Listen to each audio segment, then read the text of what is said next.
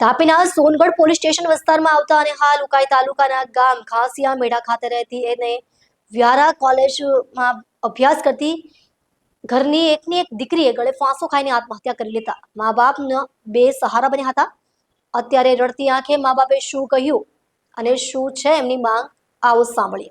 આજની જનરેશનમાં સમજણનો અભાવ દેખાય છે. મોબાઈલના યુગમાં લોકો જેટલા ઝડપથી એકબીજાના પ્રેમમાં પડી રહ્યા છે એટલા ઝડપથી છૂટા પણ પડી રહ્યા છે. પરંતુ જ્યારે પ્રેમમાં પડેલા બે પાત્રોમાંથી એક પાત્ર શંકાશીલ સ્વભાવનો હોય અને બીજા પાત્ર પર સતત શંકા કરતો હોય ત્યારે ઘણીવાર એનો કરુણ અંજામ પણ આવે છે. આવી જ એક ઘટના નવા બનેલા ઉકાઈ તાલુકાના ઘાસિયા મેઢા ગામે સામે આવી છે, જ્યાં કોલેજમાં અભ્યાસ કરતી દીકરી એક દિવસ ભણી ગણીને મા બાપનો સહારો બનશે અને પરિવારનું નામ રોશન કરશે એવી આશા રાખનાર મા બાપની એકની એક દીકરીએ ગળે ફાંસો ખાઈ આત્મહત્યા કરી લેતા મા બાપના માથે આપ તૂટી પડી હોય એવી પરિસ્થિતિ નિર્માણ થઈ છે.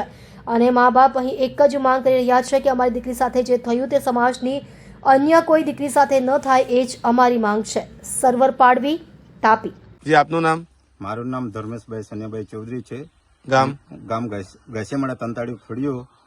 આ તમારા પડોશી હતી છોકરી? પડોશી એટલે મારા બનેવી જ છે. બનેવી છે ને અમારી બેન છે. બેનની છોકરી છે? બેનની છોકરી છે. મામા થાવ એના? હા, મેં મામા થાવ એનો. શું કેવું છે તમારે આ સમગ્ર ઘટનામાં? આ સમગ્ર ઘટનામાં જે 4 તારીખે ફાંસો ખાધો એને કે હસતી રમતી છોકરી હતી, જે 20 વર્ષની ઉંમર, જે બીજા કોલેજની બીજા વર્ષની સેકન્ડ યરમાં હતી, કે એણે જે પ્રેમ સંબંધમાં હતી, જે સિસોર ગામનો દર્પણ કરીને છોકરો હતો, એણે એવી તો હું મજબૂરી કરી કે એને ગળે ફાંસો ખાવો પડ્યો, કે એને જે રોજના કાયમ માટે ટોર્ચર કરતો હતો એવી વાત અમને પરિવાર થકી જાણવા મળી હતી. બરાબર. તો અમારે ગામના માણસોએ એવું કેવું છે કે આ પરિવારમાં જે છોકરીએ ફાંસો ખાધો કે એને મજબૂર થવું પડ્યું ફાંસો ખાવા. અમારા આ પરિવારમાં ગામમાં આવું થયું તો આ બીજી ગામની કોઈ છોકરી કે બીજા ગામના કે આજુબાજુ ગામના છોકરીઓને આવું પગલું નહીં ભરવું પડે એવી પોલીસ યોગ્ય તપાસ કરી કે એક દાખલો બેસાડે એવી કાર્યવાહી થવી જોઈએ. બેસાડે એવી કાર્યવાહી થવી જોઈએ કે બીજી છોકરીને આવું કરવું નહીં પડે. પછી જે આ પરિવારને કે આ છોકરીને ન્યાય મળવો જોઈએ, કે ઝીણવટથી પોલીસ કાર્યવાહી કરે, તપાસ કરીને કાર્યવાહી કરે. હા, તપાસ કરે. જી, આભાર. આપનું નામ? અમિતાબેન સતીશભાઈ ચૌધરી. અમિતાબેન, શું થયેલું તમારી છોકરી સાથે, નિધિ સાથે? ગળે ફાંસો ખાધો હતો. ગળે ફાંસો ખાઈ લીધેલો? શું ઘટના શું હતી? કેમ ગળે ફાંસો ખાઈ લીધેલો? મારી દીકરીને શું થયેલું? હાંભેના છોકરાવાળા એ ધમકી આપતા હતા વારંવાર ફોન પર.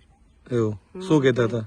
દવાખાને 80,000 બિલ નહીં થયેલું તો એ અમને 80,000 જોઈએ ને ગાડી લેવા માટે 2 લાખ માંગણી કરતા હતા. કોણ છે છોકરો? કોણ છે? દર્પણ. કયા ગામનો છે? સિસોરના. સિસોર ગામનો છે. હા. શું કરે છોકરો? કઈ નહીં. કઈ કરતો નથી. એટલે 2 લાખ રૂપિયા માંગતો હતો ને દવાખાનાના 80,000 રૂપિયા? 80,000 નહીં હતા બિલ તો 80,000 માંગતા હતા વારંવાર. અમને પણ કહેતા હતા અને અમારી છોકરી પાસે બી માંગતા હતા. 80,000 રૂપિયા માંગતા હતા અને ગાડી લેવા માટે 2,000 રૂપિયા? 2 લાખ. 2 લાખ રૂપિયા માંગતા હતા. તો એટલે તમારી છોકરી દબાણમાં આવીને આત્મહત્યા કરી લીધી એવું તમારું કહેવાનું છે? અમારી એકને એક આ છોકરી હતી, અમારી બીજું કોઈ છે નથી. એક જ છોકરી હતી તમારી? એક જ છોકરી હતી. અમારી છોકરી હાથે આજે આવું થયું, કાલ ઉઠીને કોઈ બીજી છોકરી હાથે આવું નહીં થાય. અમારી છોકરીને ન્યાય મળે, આત્માને શાંતિ મળે, એ લોકોને સજા થાય, આગળ પોલીસ કાર્યવાહી કરે. આજે 10, 12 દિવસ થવાના, 4 તારીખની ઘટના છે ને આજે 16 તારીખ થઈ, તો હજુ સુધી પોલીસે કઈ કાર્યવાહી કરી છે? ના, કાલે બોલાવેલા? સામેવાળાને કઈ બોલાવ્યો કઈ કાર્યવાહી કરી હોય તમને ધ્યાનમાં છે? ના, નથી. સામેવાળા ગયેલું પણ કોઈ કાર્યવાહી નથી કરી. જી બેન, આભાર. આપનું નામ? સતીશભાઈ. સતીશભાઈ, જે છોકરી છે આમ જેના તમારા હાથમાં જેનો ફોટો છે એ તમે એમનો શું લાગો? પપ્પા થાવ છું.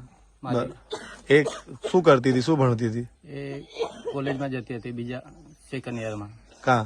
વ્યારા કોલેજ. હવે શું થયેલી ઘટના આખી શું છે? ઘટના એ કશું નથી. પ્રેમ સંબંધમાં છોકરા જોડે બોલતી હતી, પણ અમને કશું એમાં કઈ તકલીફ નહીં હતી. આવતા હતા, જતા હતા, મળતા હતા. અહીંયા પણ છોકરો રહી જતો હતો, ત્યાં પણ છોકરી રેવા જતી હતી. બરાબર. પછી શું થયું? એના પછી એ લોકો અંદર ખાને મતલબ એકબીજાનો વેમ પર એટલે મતલબમાં છોકરો વેમ છોકરી પર ખાયા કરતો હતો. કોલેજે ભણવા જઈને હા હા ત્યાં છોકરી જોડે ફરવા ન દેતો હતો બરાબર અને છોકરા જોડે પણ ન ફરવા દે, વાતચીત પણ ના કરવા દે. ફોન પર પણ છે ને એ ગમે ત્યારે કોઈનો ઘરના ભાઈ હોય કે પછી કોઈ બી એ સમજી નહીં શકતો હતો. બરાબર. એ રીતે એ વેમના આધીન એ ટોર્ચર કરતો હતો. એટલે કોઈ હાથે વાત નહીં કરવા વાત દે, નહીં કોના કરે. હાથે વાત કરે છે, હા, કા શું ગઈ કરે છે, એવી રીતે શક કરતો હા, હતો. એવી રીતે શક કર્યા કરે વારંવાર. ને અને પોતે એવી શું ઘટના થઈ કે 4 તારીખે તમારી છોકરી આત્મહત્યા કરી લેવી પડી? એનું કારણ અમને કશું સમજ નથી પડતું. અમારી એકની એક દીકરી હતી, એટલા માટે અમે તો અમારા તરફથી તે દીકરીને એકદમ સારી રીતે રાખતા સારી રીતે રાખતા હતા. અમારા પરિવારમાં એક જ ખુશી હતી, એકની એક જ દીકરી હતી, એના સિવાય કોઈ અમારો વંશ જ નથી હવે. હતા. બરાબર છે. એટલે અમે તે એ રીતે રાખતા હતા. પણ મતલબમાં હવે તે દરમિયાન રવિવાર 4 તારીખે એને હવે એટલી બધી મજબૂર કરવામાં, એ પેલો દર્પણ છોકરો જે પ્રેમ જાળમાં હતો ને, એને એટલી બધી મજબૂરી કરી નાખી કે પોતાના મમ્મી પપ્પાને પણ 2 શબ્દ બોલવાના કે કંઈક મોકો નહીં આપ્યો ને એને ગળે ફાંસો ખાઈને આત્મહત્યા કરી લીધી. એટલે ગળો ફાંસો ખાધો ત્યાં તમે બધા ક્યાં હતા, ક્યાં ગયેલા હતા? હું ખેતરે હતી ને મારી ઘરવાળી મજૂરી કરવા ગઈ હતી. ને ઘરે એકલી હતી છોકરી? એકલી હતી છોકરી. બરાબર. હવે તમારી માંગણી શું છે આમાં? આમાં માંગણી એવી છે અમારી કે અમારી દીકરી સુસાઇડ નોટ લખીને ગળે ફાંસો ખાધો હતો. બરાબર. એમાં સમજણ આપનાર દર્પણ અને એમના મમ્મી અને એમના પરિવાર સામેલ હતા. બરાબર.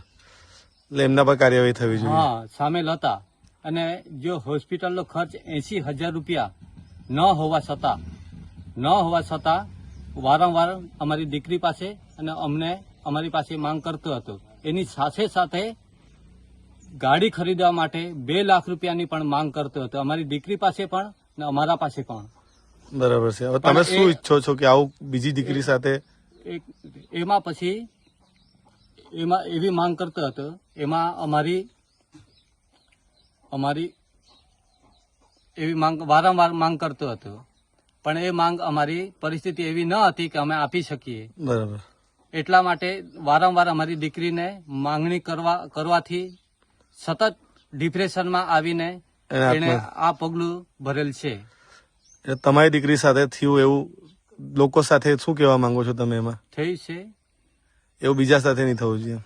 બીજા સાથે ન થવું જોઈએ એવું તમારી માંગ છે અને પોલીસ કાર્યવાહી કરે તમને? ને એના માટે 4 તારીખથી 15 તારીખ સુધી અમારી દીકરી ને જે અમે પોલીસને કોઈ તપાસ નથી કરી, કોઈ કાર્યવાહી નહીં કરી. એના માટે કાર્યવાહી થાય અને સાચો અમારી દીકરીને ન્યાય મળે એવી અમારી પોલીસની માંગણી છે કે પોલીસ સામે અમે એવી ભીખ માંગીએ છીએ. ને એના સામે એના પરિવાર સામેવાળા પરિવારને કાર્યવાહી થાય, યોગ્ય કાર્યવાહી થાય અને સાચો અમને ન્યાય મળે, જેથી કરી અમારી દીકરીના આત્માને શાંતિ મળે. તો જ અમારી દીકરીના આત્માને શાંતિ મળશે, સાચો ન્યાય મળશે તો જ પોલીસ કાર્યવાહી કરશે એવી અમારી માંગ છે. જી આભાર.